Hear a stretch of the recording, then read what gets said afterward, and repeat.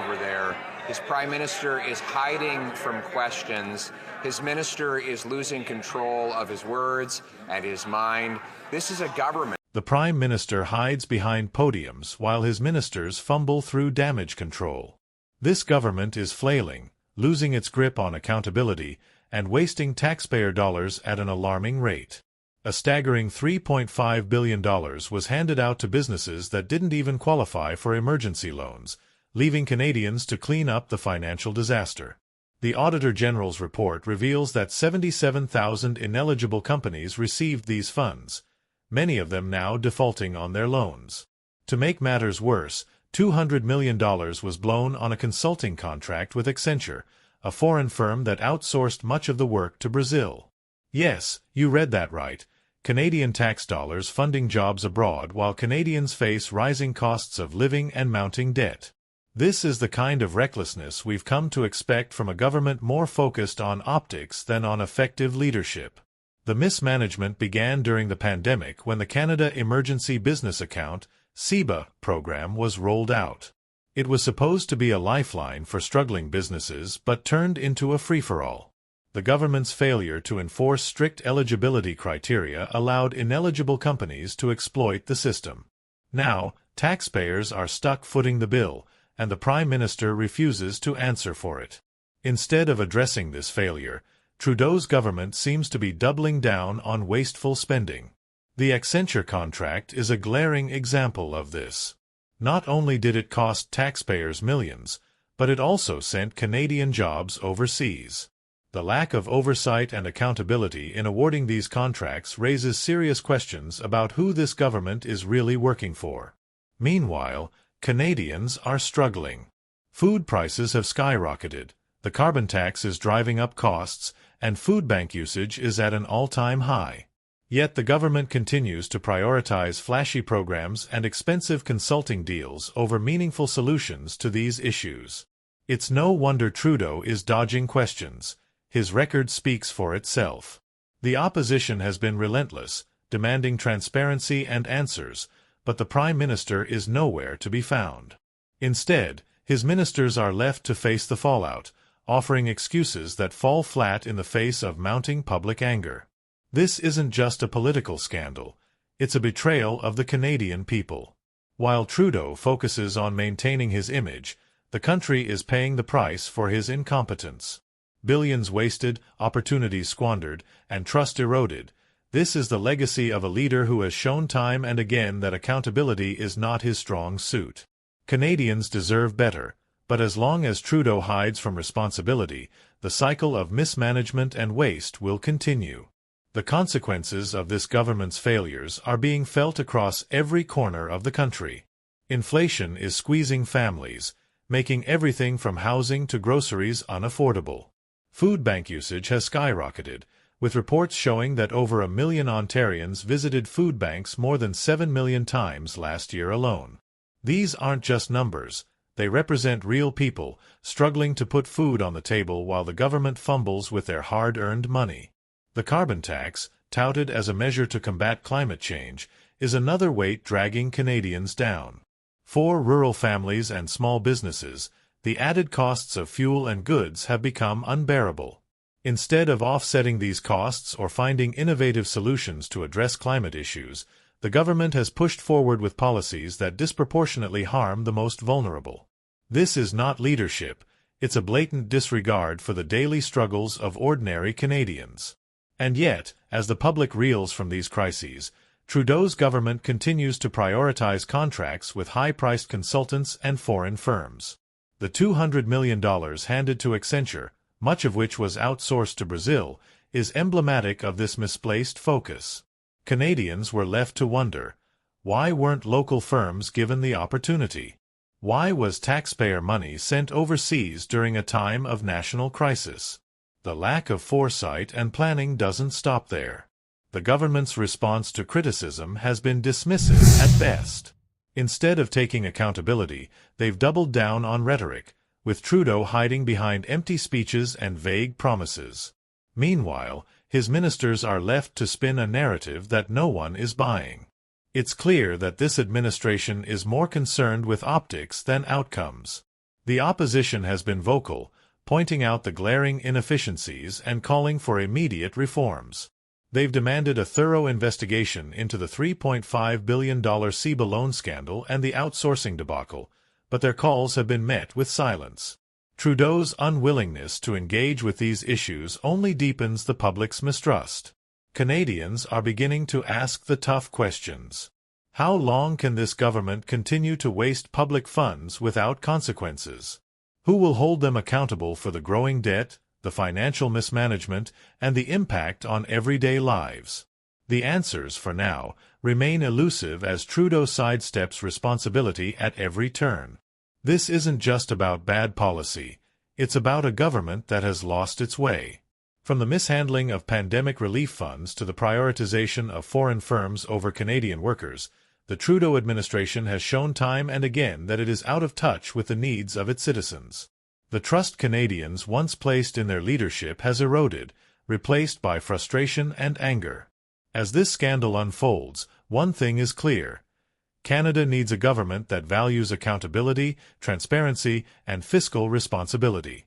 Without these, the country risks further economic instability and a deepening divide between its leaders and its people.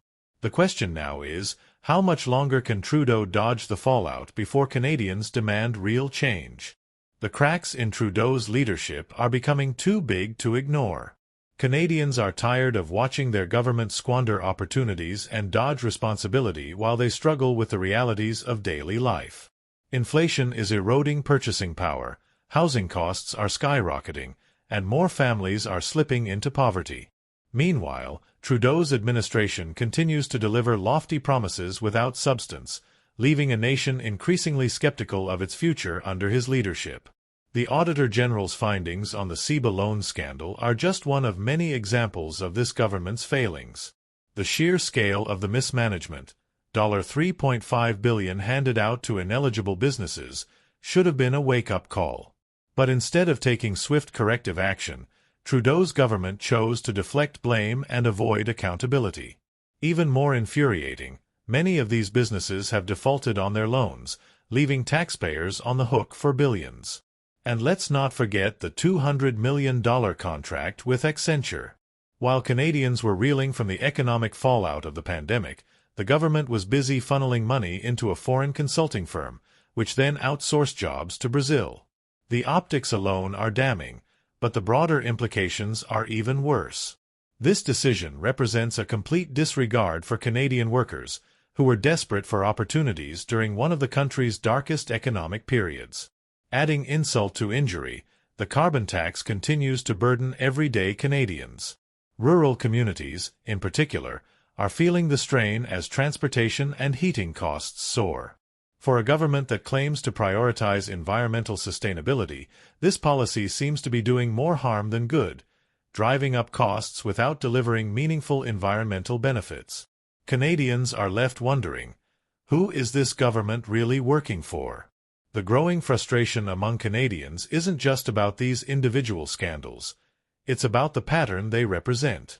Time and again, Trudeau's government has demonstrated a troubling combination of incompetence and indifference. From the CEBA loans to the mismanagement of consulting contracts, the story is the same: rushed decisions, poor oversight, and a complete lack of accountability. What's perhaps most disheartening is the Prime Minister's refusal to face these issues head-on. Instead of engaging with the public and addressing their concerns, Trudeau has chosen to avoid scrutiny, leaving his ministers to clean up the mess. This lack of leadership is not only undermining public trust but also eroding Canada's reputation on the global stage. Opposition leaders have been quick to point out the glaring flaws in Trudeau's governance, and their criticism is resonating with an increasingly disillusioned public. Canadians are demanding answers, and rightly so. They want to know why their hard-earned tax dollars are being wasted, why their cost of living is skyrocketing, and why their Prime Minister seems more focused on political grandstanding than on delivering results. The cracks in Trudeau's administration are widening, and the calls for change are growing louder. Canadians are no longer willing to accept excuses or empty rhetoric. They deserve a government that prioritizes their needs, manages their money responsibly, and takes accountability seriously. As the pressure mounts, one thing is clear: the Trudeau government is running out of time and excuses. The consequences of this continued mismanagement extend beyond just financial instability. The erosion of trust in government institutions has left Canadians feeling disillusioned and disconnected. When leadership repeatedly fails to uphold accountability or deliver on promises, it sends a message that the people's concerns are secondary to political maneuvering and self-preservation. One glaring example is how the Trudeau government has handled criticism. Instead of addressing the core issues raised by the opposition and the public, the administration has leaned on deflection and blame-shifting. Trudeau's avoidance of direct questions and reliance on scripted responses have only deepened the perception that his government is more concerned with optics than outcomes. This strategy may have worked in the short term, but as scandals continue to pile up, even staunch supporters are beginning to question the integrity of the leadership they once believed in. Meanwhile, Canadians are dealing with the real-world impact of these failures. Families are cutting back on essentials just to make ends meet, businesses are struggling to recover, and a growing number of people are turning to food banks for survival. In a country as resource-rich and prosperous as Canada, these realities are a stark indictment of a government that has lost sight of its priorities. The opposition's relentless push for accountability has struck a chord with the public. They've exposed not only the financial recklessness of the CEBA loan program and the Accenture contracts, but also the broader systemic failures of Trudeau's administration. The government's inability, or unwillingness, to enforce rigorous oversight, implement effective policies, or own up to its mistakes paints a troubling picture of leadership unprepared for the complexities of modern governance. As these issues come to light, Trudeau's position becomes increasingly untenable. The public's patience is wearing thin, and the opposition is capitalizing on the growing sentiment that it's time for change. Canadians are asking fundamental questions about the direction of their country and the kind of leadership they need to navigate the challenges ahead. The path forward for Trudeau's government is clear but difficult. They must confront these scandals head-on, implement meaningful reforms to restore public trust, and demonstrate a genuine commitment to fiscal responsibility. Anything less will only deepen the divide between the government and the people it serves. For Canadians, the stakes couldn't be higher. With inflation rising, debt levels soaring, and public confidence plummeting, the country is at a crossroads. The decisions made in the coming months will shape not just the next election but the future of Canada itself. The Trudeau government faces a choice: continue down this path of mismanagement and evasion, or take the hard but necessary steps to rebuild trust and deliver for the people. If they choose the former, they may well find themselves remembered not as stewards of progress, but as the administration that let Canada fall further into disarray. And for Canadians, the question remains: how much longer can this government hold on before the weight of its failures finally topples it?